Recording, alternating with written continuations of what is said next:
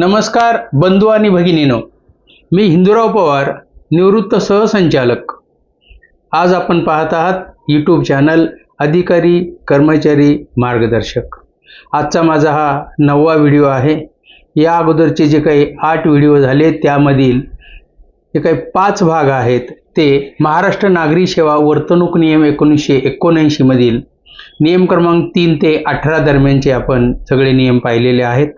आज आपण या 6व्या भागामध्ये पाहणार आहोत नियम क्रमांक 19, स्थावर जंगम व मौल्यवान मालमत्ता या संदर्भातला हा जो काही नियम आहे, खरं म्हणजे हा नियम अत्यंत महत्त्वाचा आहे। त्या अनुषंगाने आपण याच्यावरती सविस्तर चर्चा करणार आहोत। यामध्ये महाराष्ट्र शासनाने म्हणजे सामान्य प्रशासन विभागाने दिनांक 15/7/1986, 24/11/1988 व 9/1/2002 रोजी जे काही शासन निर्णय काढलेले होते ते सर्व अधिक्रमित करून सामान्य प्रशासन विभागाने 2/6/2014 रोजी नव्याने सूचना दिलेल्या आहेत। त्यामध्ये प्रत्येक अधिकारी कर्मचाऱ्यांनी कोणत्याही पदावर कोणत्याही विभागात जरी तो रुजू झाला असला तरी सुद्धा गट अ, गट ब आणि गट क च्या अधिकारी कर्मचाऱ्यांना मत्ता आणि दायित्व ही विवरणपत्रे सादर करायचीच आहेत। याला अपवाद आहे गट ड चे कर्मचारी, पण गट ड च्या कर्मचाऱ्यांना जरी मत्ता दायित्वाची विवरणपत्र सादर करायला सूट दिलेली असली तरी सुद्धा शासनाला किंवा विभाग प्रमुखांना असं जर वाटलं की त्यांचा सुद्धा स्थावर जंगम मालमत्तेचा तपशील घेणं आवश्यक आहे तर ते तसा तपशील मागवू शकतील अशी नियमातली तरतूद आहे। आता हा 2/6/2014 चा GR आहे, त्यामधले आपण सविस्तर बाबी बघणार आहोत। त्यातली पहिली बाब आहे की प्रथम नियुक्ती। त्यावेळेला शासनाने असं म्हटलेलं आहे की प्रथम नियुक्ती कुठल्याही पदावर कुठल्याही विभागात जरी झाली तरी नियुक्ती झाल्यापासून 2 महिन्याच्या आत त्या कर्मचाऱ्याकडे त्या अधिकाऱ्याकडे असलेलं स्थावर जंगम मालमत्ता जी आहे ती त्यांनी घोषित करणं फार गरजेचं आहे। त्यासाठी प्रपत्र 1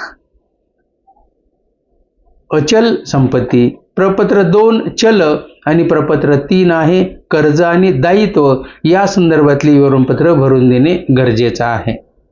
यानंतर आपण पाहणार आहोत इतर जे काही सेवेमध्ये असतील त्यांनी 1 एप्रिल ते 31 मार्च दरम्यान त्यांनी जी काही संपत्ती असेल, मालमत्ता असेल, जी खरेदी केलेली असेल, वारसा हक्काने आलेली असेल वगैरे, तर ह्या संदर्भातली सर्व माहिती 31 मे पूर्वी सादर करणं फार गरजेचं आहे, हे लक्षात घ्यायचं आहे।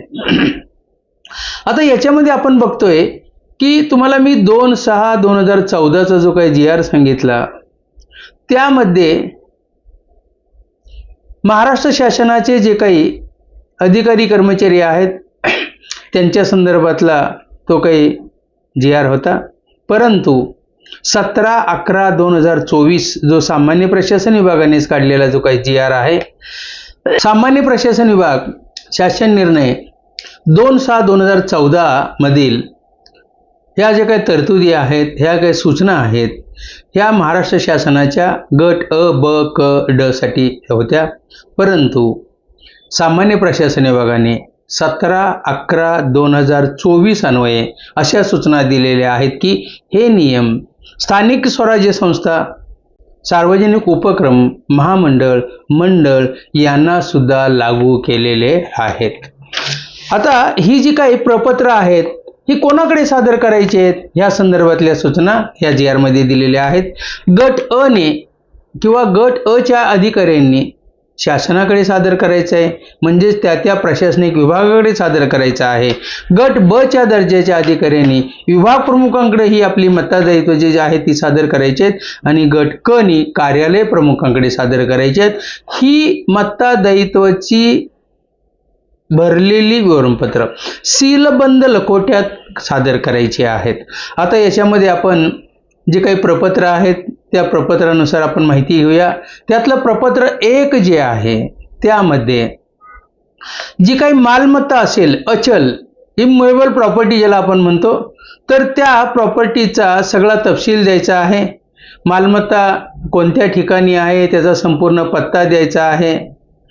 त्याचा तपशील द्यायचा आहे. उदाहरणार्थ घर असेल, बंगला असेल, सदनिका असेल, जमीन असेल, एखादा रिसॉर्ट असेल, फार्म हाऊस असेल, तर ह्या संदर्भातली सगळी माहिती क्षेत्रफळासह नमूद करायची आहे. आता ही नमूद करताना कॉलम क्रमांक 4 आहे, त्यामध्ये कुठल्या वर्षी ही खरेदी केलेली आहे किंवा वारसाने आलेली असेल किंवा कुणी भेट दिलेली असेल वगैरे, तर त्या सगळ्या बाबींचा तपशील आणि खरेदी करताना त्याची जी काही किंमत होती ती सुद्धा याच्यामध्ये नमूद करायची आहे. त्यापुढं कॉलम क्रमांक 5 मध्ये आता हा जो काही आपण मालमत्ता, अचल मालमत्तेचा जो तपशील देणार आहोत, त्या अचल मालमत्तेच्या सध्याची किंमत काय आहे हे सुद्धा नमूद करायचे आहे. किंवा ही जी काही अचल मालमत्ता आहे कुणाच्या नावाने खरेदी केलेली आहे कुटुंबातल्या, आणि त्या कोणाच्या नावाने खरेदी केले त्यांचं आणि कर्मचाऱ्याचं काय नातं आहे हे सुद्धा त्याच्यामध्ये नमूद केलेले आहेत. आता ही जी काही मालमत्ता संपादित केलेली असेल, ती मगाशी मी म्हटलं खरेदीने असेल, भाडेपट्ट्याने असेल, गहाणखत केलेला असेल, वारसा हक्काने आलेली असेल, भेट दिलेली असेल, अन्य मार्गाने, आणि सगळ्यात पुढचा आहे लीजद्वारे जरी असली तरी सुद्धा त्याचा सगळा तपशील प्रपत्र क्रमांक 1 मध्ये नमूद करावयाचा आहे. आणि स्तंभ 8 मध्ये या ज्या काही बाबी असतील, उदाहरणार्थ शेती असेल, तर समजा शेतीमध्ये ऊस असेल, साखर कारखान्याला समजा ऊस जात असेल त्यांचा, तर त्याचंही उत्पन्न नमूद करणं गरजेचं आहे. बऱ्याच वेळेला समजा कसं होतं, काही कडधान्य वगैरे कृषी उत्पन्न बाजार समितीला कडधान्य असतील, फळं असतील वगैरे, ही सुद्धा जात असली कुटुंबाची, तरी सुद्धा त्याचा तपशील याच्यामध्ये नमूद करणं फार गरजेचं आहे, असं याच्यामध्ये नमूद केलेलं आहे. आणि कॉलम क्रमांक 8 जो आहे त्यामध्ये ह्या ज्या काही बाबी आहेत त्याच्यापासून आपल्याला जे काही मिळणारं उत्पन्न आहे ते सुद्धा त्याच्यामध्ये नमूद करावयाचं आहे. पुढचा आपण प्रपत्र बघतोय, प्रपत्र क्रमांक 2, चल मालमत्ता. आपण प्रपत्र 1 मध्ये अचल बघितलं, आता आपण बघतोय चल. चलमध्ये संपूर्ण मालमत्तेचं आपण वर्णन स्तंभ 1 मध्ये करायचं आहे. आणि त्याच्या पुढच्या कॉलम मध्ये बँक असेल, पोस्ट ऑफिस असेल. आता आपली ज्या ज्या बँकेमध्ये खाती असतील त्या खात्याचा तपशील द्यायचा आहे. पोस्ट ऑफिसमध्ये बऱ्याच वेळेला फिक्स्ड डिपॉझिट असतं, MIS असतं, त्याच्यानंतर इतर जी काही खाती आहेत त्याचाही तपशील द्यायचा आहे.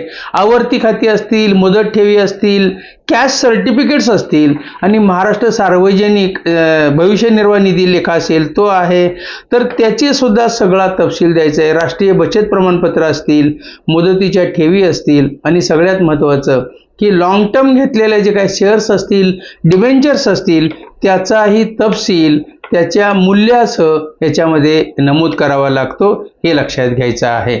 बऱ्याच वेळेला आपण दुसरी एक बाब बघतोय की खातं जे काय आहे प्रत्येक कर्मचाऱ्याचं, त्या खात्यावर किती शिल्लक आहे 31 मार्च रोजी त्याचा तपशील द्यायचा आहे. त्याच्याकडे काही रोकड रक्कम आहे का याबाबतचाही तपशील नमूद करायचा आहे. आता समजा एखादी पॉलिसी, विमा पॉलिसी घेतली असेल तर विमा पॉलिसीद्वारे आश्वासित रक्कम किती आहे त्याचाही तपशील नमूद करायचा आहे. आता जडजेवारीमध्ये जडजेवाहिरे, त्यामध्ये चांदी असेल, मौल्यवान वस्तू असतील, रत्न असतील, याचा तपशील, मात्र हा तपशील देताना तो त्याचं एकूण एकत्रित मूल्य इथं दर्शवायला सांगितलेलं आहे. याशिवाय इतर जे काही चल मालमत्ता आहेत त्याच्यामध्ये मोटार गाडी असेल, म्हणजे कार असेल, जीप असेल वगैरे, स्कूटर असेल, मोटरसायकल असेल, रेफ्रिजरेटर असेल, एअर कंडिशन असेल, रेडिओ असेल, रेडिओग्राम असेल, TV सेट असेल.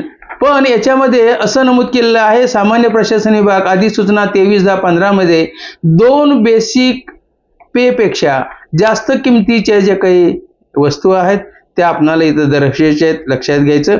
आणि याच्यामध्ये अपवाद काय आहे, दररोजच्या वापरातली भांडी, काच सामान, कपडे, पुस्तके यांचा कुठेही समावेश करता कामा नये. परंतु समजा जरी दररोजच्या वापरातली भांडी नमूद करायची नसली तरी सुद्धा समजा एखाद्या कर्मचाऱ्याला लहानपणापासून त्यांच्या आईबाबांनी चांदीचं ताट, पेला, चमचा याच्यात जर जेवायची सवय लावली असेल, दररोजच्या वापरातलं भांडं असलं तरी सुद्धा ही सोन्या चांदीची जी काही भांडी आहेत त्याचा उल्लेख आपणाला मत्ता आणि दायित्वामध्ये करायचा आहे, हे लक्षात घ्यायचं आहे.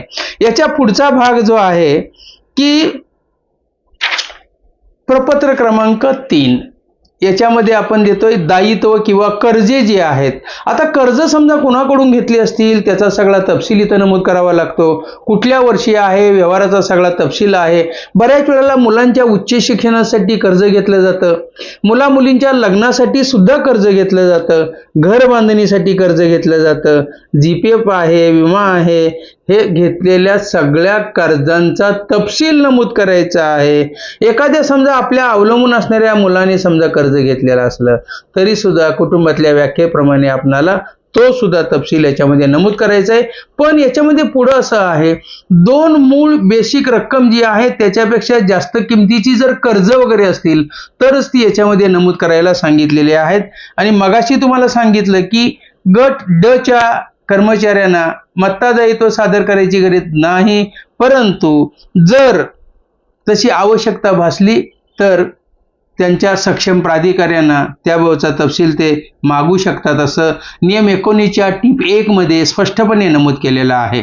यापुढे आपण बघतोय की ही मत्ता आणि दायित्व अधिकारी कर्मचारी गट अ, ब, क ने दिलेले असतात. तर ही ठेवायची कुणी? तर ती सक्षम प्राधिकाऱ्यांनी ठेवा असं म्हटलेलं आहे. पण जे प्रतिनियुक्तीवर आहेत त्यांचा मात्र केडर कंट्रोलिंग ऑफिसरने ही मत्ता आणि दायित्वाची जी काही प्रपत्र आहे ही व्यवस्थित ठेवायची आहेत असं म्हटलेलं आहे. पुढचा आपण भाग बघतोय, समजा एखाद्या कर्मचाऱ्याने मत्ता आणि दायित्व समजा विवरणपत्र भरूनच दिली नसतील किंवा विलंबाने दिलेले असतील तर त्याच्यावर काही परिणाम होऊ शकतो सर्व्हिस मॅटरवर? तर निश्चितपणे होतो. काय होतो? तर मत्ता आणि दायित्व विवरणपत्र भरून न देणं ही गैरवर्तणूक मानली जाते. तसेच महाराष्ट्र नागरी सेवा वर्तणूक नियम तसेच शिस्त अपील 1979 अन्वये त्याच्यावरती शिस्तभंगाची कारवाई होऊ शकते, लक्षात घ्यायचं आहे. पुढचा भाग आहे पदोन्नती असेल, आश्वासित योजनेअंतर्गतची पदोन्नती असेल तर ती पदोन्नती जर त्यांनी मत्ता दायित्व व्यवस्थित दिलेली नसतील तर देऊ नये अशी नियमातली तरतूद आहे. प्रतिनियुक्ती असेल, विदेश दौरा असेल तर ज्यांनी मत्ता दायित्व दिलेली नाहीत त्यांनी प्रतिनियुक्ती त्यांना देऊ नये असं म्हटलेलं आहे. विदेश दौऱ्याला मान्यता सुद्धा देऊ नये असं म्हटलेलं आहे. पुढचा असा भाग आहे की मत्ता दायित्व याची छाननी केव्हा केली जाते? तर सचोटी संशयास्पद असेल. दुसरं की अपसंपदा भरपूर कमवलेली आहे, साठवलेली आहे आणि अशी खात्री जर विविध प्राधिकरणाची झाली तर मात्र त्याची मत्ता दायित्व बघितली जातात. दुसरं, एखादी समजा मत्ता दायित्वाची चौकशी करायची असेल तर ते लाचलुचपत विभागाला सुद्धा चौकशीसाठी देऊ शकतात. त्याच्या पुढे लाचलुचपत विभागाने एखाद्या अधिकारी कर्मचाऱ्याची मत्ता आणि दायित्वाची जर विवरणपत्र मागितली तर ती सुद्धा त्यांना देता येतील अशी नियमातली तरतूद आहे. पुढे आपण जातोय की सामान्य प्रशासन विभागाची अधिसूचना आहे 7/5/2013 मध्ये अशा सूचना दिलेल्या आहेत की प्रत्येक अधिकारी कर्मचारी आणि त्याच्या कुटुंबियांना जर 2 मूळ बेसिक पेपेक्षा जास्त किमतीचं काहीही खरेदी करायचं असेल तर शासनाला कळवणं फार गरजेचं आहे असं म्हटलेलं आहे. पण कळवायचं कधी आणि पूर्व मंजुरी कधी घ्यायची हा एक भाग आहे. मी आता पूर्व मंजुरीबद्दल बोलेन. समजा एखादं डिस्ट्रिक्ट प्लेसला ऑफिस आहे असं मी म्हणेन, जिथं जे ऑफिस आहे त्याच्या आजूबाजूला भरपूर जागा आहे, क्षेत्र भरपूर आहे. शासनाने त्यातला काही भाग समजा एखाद्या विकसकाला दिला असेल, त्याच्यामध्ये रेसिडेन्शियल कमर्शियल समजा काही दुकानं आणि फ्लॅट्स निघणार असतील आणि त्या कार्यालय प्रमुखाचा आणि त्या विकसकाचा दररोज कार्यालयीन पत्र्यावर होतोय. जर कार्यालयीन पत्र्यावर होत असेल तर मात्र समजा त्या कार्यालय प्रमुखांनी त्या विकसकाला म्हटलं का हो काय चालला दर, तर तो इतरांपेक्षा निश्चित 5-6 हजार रुपयाने कमी देणार आहे आणि कमी दिल्यानंतर जर यांनी घेतला, त्या विकसकाचा नंतर समजा काही प्रस्ताव आले, त्यात काही त्रुटी असतील तर डोळे झाक केली जाणार आहे, त्रुटी काढल्या जाणार नाहीत. त्यामुळं शासनाचं आर्थिक नुकसान सुद्धा होऊ शकतं. यासाठी शासनानं म्हटलेलं आहे की एखादी कार्यालय असेल, एखादी संस्था असेल, त्याचा जर कार्यालयीन पत्रव्यवहार होत असेल तर मात्र त्याला पूर्व मंजुरी आहे, अदरवाईज पूर्व मंजुरी नाही. फक्त शासनाला कळवायची गरज आहे असं म्हटलेलं आहे. तर आज आपण इथं थांबतोय. यानंतरचा माझा पुढचा जो काही 10वा व्हिडिओ आहे त्यावेळी आपण निश्चितपणे भेटणार आहोत. हा जो काही यूट्यूब चॅनल आहे हा जास्तीत जास्त सबस्क्राईब करा, लाईक करा, फॉरवर्ड करा. जर हा व्हिडिओ आवडला असेल तर त्याच्यावरती निश्चितपणे कॉमेंट्स करा.